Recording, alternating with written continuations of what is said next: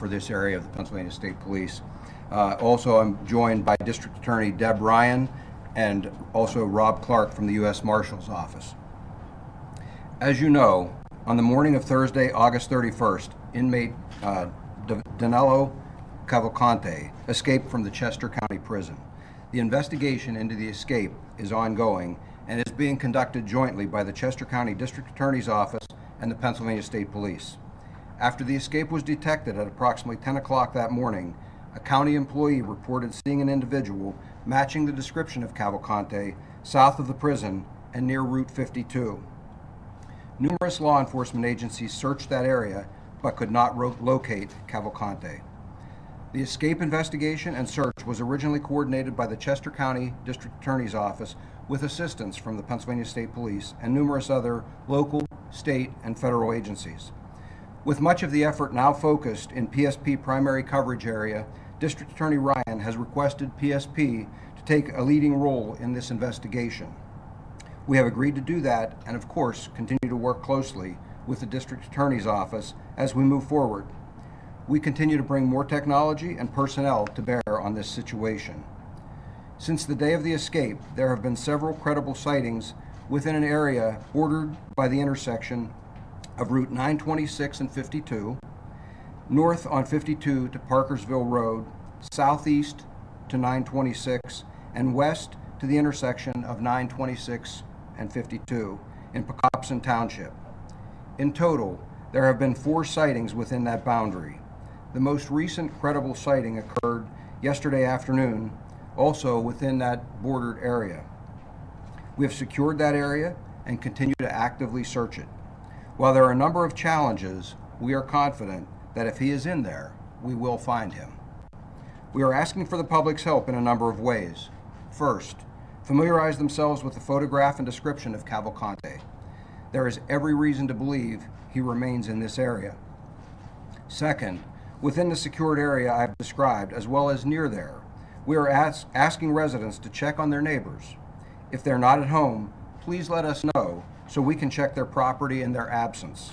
We know that we have numerous homes within the search area in which we presume the occupants are away for the holiday weekend. We have been checking the exteriors of many of those homes, but as they return, if they find anything disturbed, please stop and call us so that we can check it out prior to them going through the residence. Third, please check your home security cameras and call us with anything suspicious you might observe. There's been a tip line established, and we can be reached at 717-562-2987. 717-562-2987. All tips, of course, will be fully investigated. We also remind everyone that a reward totaling up to $10,000 has been offered for information leading to the capture of Danelo Cavalcante. I wanted to say a couple of things to the community as well, if I could. First, you may be hearing a message that's being broadcast from a helicopter or from cars in the vicinity of that perimeter that I talked about. One of the things that we have done is we've had the individual's mother make a recording asking him to surrender peacefully.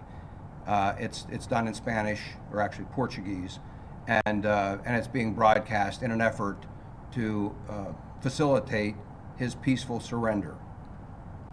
Secondly, we're also asking the community to avoid the wooded area or anything outside of the immediate area around their homes in that perimeter that I described. As I said, we're actively searching that area. We're certainly not trying to lock anyone down, but we want to keep residents as safe as possible while we thoroughly search that area. So again, we ask them to refrain from that area. And I'd also like to thank the community for their support. You know, this has gone on for a couple of days now. I know it's stressful for the community, but I want to assure you that all of us up here and our respective offices are working diligently to bring this to a conclusion as quickly as possible.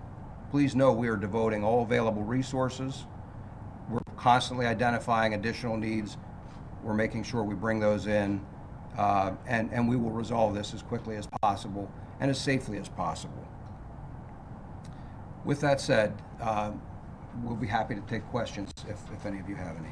For the most recent sighting, can you just describe a little bit about what he looked like? Has he changed his appearance at all, and what was the nature of that sighting? The appearance was very similar to what we've described, perhaps looking a little more worn and tired, but a very brief sighting, and it was a trooper actually that observed him in some distance. Gave chase but was unable, because of the terrain and some other obstacles there, was unable to get to him before he disappeared. Where did he run off to, or can you just give a little bit more? It was all within that perimeter area, but I don't want to be any more specific than that. Can you elaborate on what makes it a credible sighting? I mean, is it all visual, or are there video components to any of it? One was a video sighting that I believe you have all seen. We've analyzed that video. The others are not video, but after extensive interviews, we believe them to be credible sightings. Do you have any reason to believe that he's being assisted by anyone out there at this point? I wouldn't want to comment at this point. We'll, of course, explore all avenues, and that's always something we look for, but I wouldn't want to go into anything more right now. Can you confirm he broke into a house?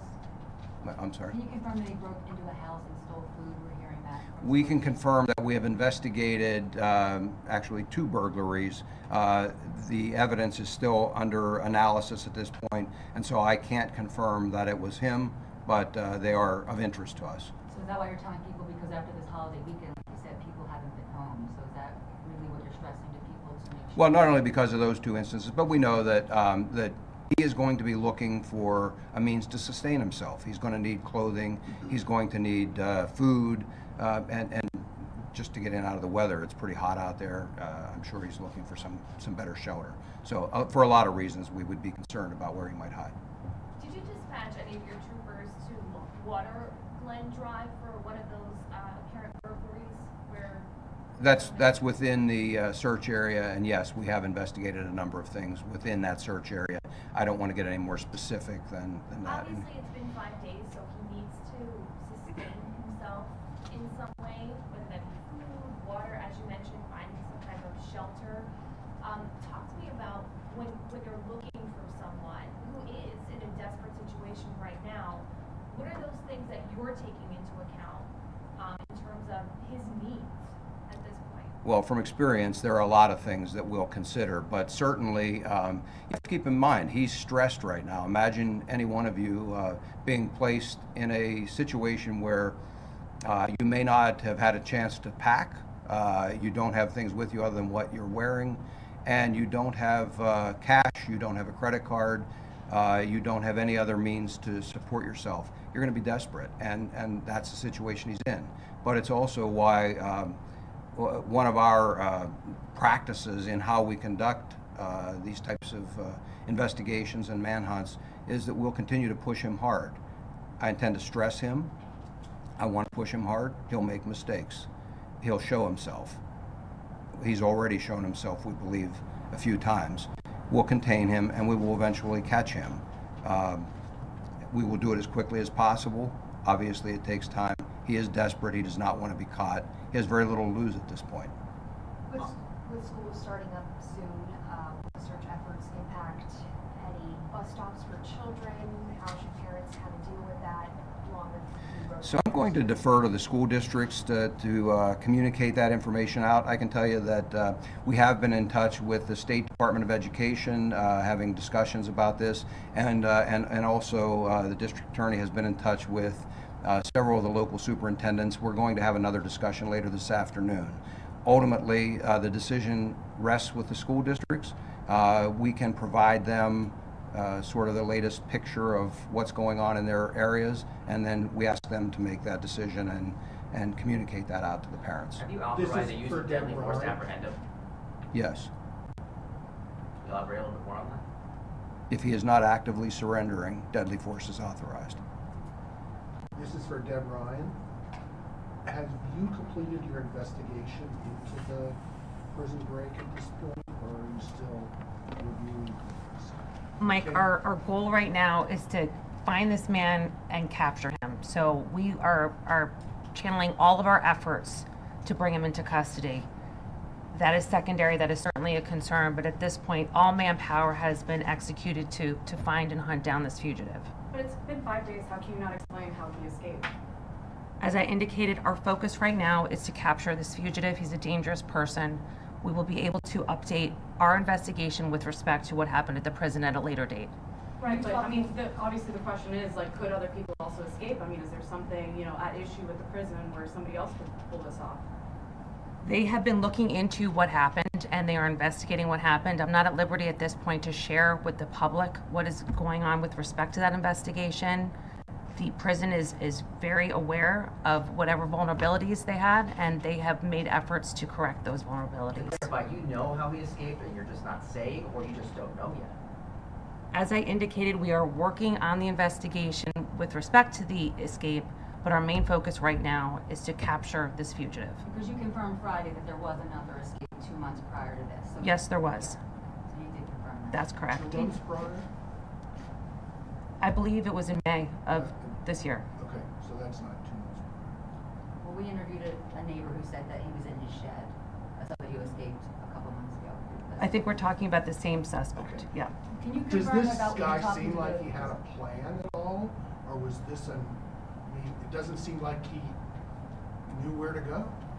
At this time, we don't know, Mike, and we're conducting that investigation Can you currently. elaborate on talking to the superintendents? Because we've talked to, all of us have talked to so many neighbors, right, who are apoplectic, I want to use the word, just so upset, Yeah. right? Can you talk to them about, they're saying they're not getting a lot of communication. They don't know what to do. They are having guns by their side, like literally so upset. Can you just talk to them about what is going on and how you can allay their fears? Or what they should Absolutely. do? And our main concern is with the residents in this community. Of course, we want to make sure that they are protected and kept safe.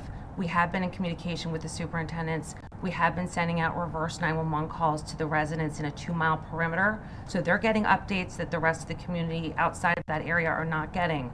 So we're making every effort to be in touch with them. Regarding the schools and how we want to operate moving forward, we have a call this afternoon to talk that out with the superintendents. But like Colonel Bivens indicated, it's going to be a decision that the school districts have to make on their own, but we're going to provide them with all the information that they need to make an educated decision on that. What would you like to say to the neighbors, though, if they're scared? I understand that, and I want to say that we are doing everything in our power to get this guy, and people are working round the clock. I understand their fears, but we are doing everything. We're bringing in all the experts in this area. We have the top men and women working round the clock to bring this man to justice, and we're not going to stop until he's captured, and we hope we're getting closer. And if I could just jump back in here, thank you. With regard to the neighbors, or the people in this area, I want to assure them that we have a strong presence there. They are not on their own out there. We have people close by. If they hear or see anything, call us. We will be happy to come check it out. They don't need to go outside and check out a suspicious noise, or if they hear something in their homes, we'll take care of it right away. We're close by. It's not going to take long at all to have somebody there. So we're happy to do that. And again, please know that we are doing everything. We ask for their indulgence of the heavy police presence, but that's one of the ways that we can, as best possible, assure their safety. Is there anything that people should be avoiding, any behavior that they should avoid? As you mentioned, don't go out into the woods, but this is a holiday. Obviously, people have family get-togethers, family reunions, etc. Should they be staying inside and kind of canceling everything that they had already? No, we're not asking people to do that. There's been no indication that that he poses that kind of a threat to anyone in those neighborhoods. He doesn't want to be caught. He doesn't want to go back. Now, could he be desperate and do something? Sure. But we don't have information to suggest that anyone is at risk for going out in their yard. What we're saying is to avoid interfering with the search, avoid those wooded areas. And again, that's a fairly small area, maybe a mile and a half across. The rest of the area, we're not even asking people to avoid the woods. It's within that perimeter area that we've set up that we're just asking for those, not even restrictions, some cooperation to make our jobs a little bit easier. And this is all within that 2-mile radius from the Chester County Prison, this whole area that's on lockdown, Yes. so to speak. And then again, the use of deadly force, is this shoot to kill on sight, or if he doesn't actively cooperate? Well, the term is not shoot to kill. It's deadly force is authorized, and it's if he is not actively surrendering. We do consider him to be a very dangerous individual. He is convicted of homicide here, was involved in, I'm told, another homicide in Brazil some years ago. It's somebody that we think poses a threat and needs to be taken out of the community, needs to be incarcerated. He has the option to surrender. That is what we hope he will do. Will he be returned to the Chester County Prison if he's apprehended? We'll discuss that at that point in time. But what I would tell you is that I can assure you that there will be secure measures put in place that he won't be escaping again. And so whether that's at another facility, that's something that we'll be discussing with the district attorney and also with the State Department of Corrections. Are the troopers going home to home searching to see if he's in one of their homes? Or we heard from some neighbors that they've allowed the troopers to go in and search. They have been, and so again, we ask their cooperation. So you may see a trooper in that area or somewhere close by, knock at your door and ask some questions or ask if they can come in. And again, it's simply that they're trying to make sure that we have thoroughly searched that entire area and that residents' homes are secure. Can we hear from the U.S. Marshals in terms of what your role is right now? Sure. I think Lieutenant Colonel Bivens summarized everything perfectly. Our role is to support the Pennsylvania State Police. They are the lead investigator in this investigation, and they come with much experience of these woodland manhunts. We've had numerous manhunts. I think the most recent was in Warren County just a couple months ago. So we're bringing the best of the best assets out here. Their CERT team, their Special Emergency Response Team, is well trained. They're here. Our professionals from the Marshal Service are here as well. And our position is that Danelo Cavalcante's desperateness will not outlast the resolve of our investigators here. And that goes for the state police, that goes for the Marshal Service, our state and county local investigators. We're all on the same team. And like the Lieutenant Colonel said, we will get him, we'll push the threat, he'll make a mistake, and we'll bring him into custody. So outside that 2-mile radius, you're an expert, you've done this many times. Longwood Gardens is open. I'm not sure if Chester University made a decision yet. Should people outside the 2-mile radius not be as concerned, or what would you say to people outside that 2-mile radius? I don't think we're there yet. Like the Lieutenant Colonel said, our efforts are focused on that 1.5 to 2 mile radius and inside that inner perimeter. There's been 4 confirmed sightings, so we're not ready to sound the alarm outside of that radius yet. All of our efforts are focused inside, and until we exhaust that or we prove that he's escaped that 2-mile radius, then we can talk about maybe what the public should do outside. But our efforts are all concerned inside that radius. I mean, a lot of residents are saying, like, how is he still not captured? You have the U.S. Marshals, like, you guys are the experts on this. There's troopers out there. A 2-mile radius is so small. Like, can you just talk a little bit about, like, where could he be? Like, is he in a tree? Like, you know. When you talk what's about a going on? 2-mile radius, you got to remember this is a 5-foot tall gentleman, 120 pounds, and this is a heavily wooded area. It's very, very thick back there. There's a lot of hiding spots. There's a lot of ravines back there. And we are an expert in fugitive investigations, but the Pennsylvania State Police are experts in incident command. And I think that's why Lieutenant Colonel Bivens is here. There's nobody better in the agency than him. And I guarantee you that if he is here, that his troopers, along with our investigators, are going to be able to find and locate him. Is there enough out there that he can actually sustain himself for an extended period of time between water, fruits, anything of that sort? Is there enough resources out there? I don't know. I don't know what he's obtained. I'm no expert on what's edible out there, what drinking water he's using. From the video the other night, we know he had a backpack on. One of the questions is, where did he get that backpack? So when we say homeowners who are coming back from the shore, check your belongings, see if anything's been disturbed. Are you missing a backpack? That could fill in some voids for us. So as far as sustainability on the land, I'm just not sure. But a man is desperate at this, anything's possible. Are there any plans to release the recording of his mom? To release the recording? The broadcast recording? To the media? Yeah. Not now, there's not. We're utilizing it for our investigations, so that was broadcast, like Lieutenant Colonel said, through the helicopter yesterday and through patrol cars, in hopes that perhaps as desperate as he is, maybe he has a change of thought. And here's his mother telling him to surrender, and his family cares about him. He's desperate, he's hungry, he's been in the woods, he's dirty. Perhaps this is what puts him over the edge where we can get a peaceful surrender. Is his mom in Brazil? She is. That's my follow-up question. I know it is in Portuguese, but can you tell us what his mother is actually saying to him? I don't want to say verbatim. She's just encouraging that his family loves him and that she wants him to surrender. And that's what our hope is as well. Thank you. All right. Thank you very much. Thank you.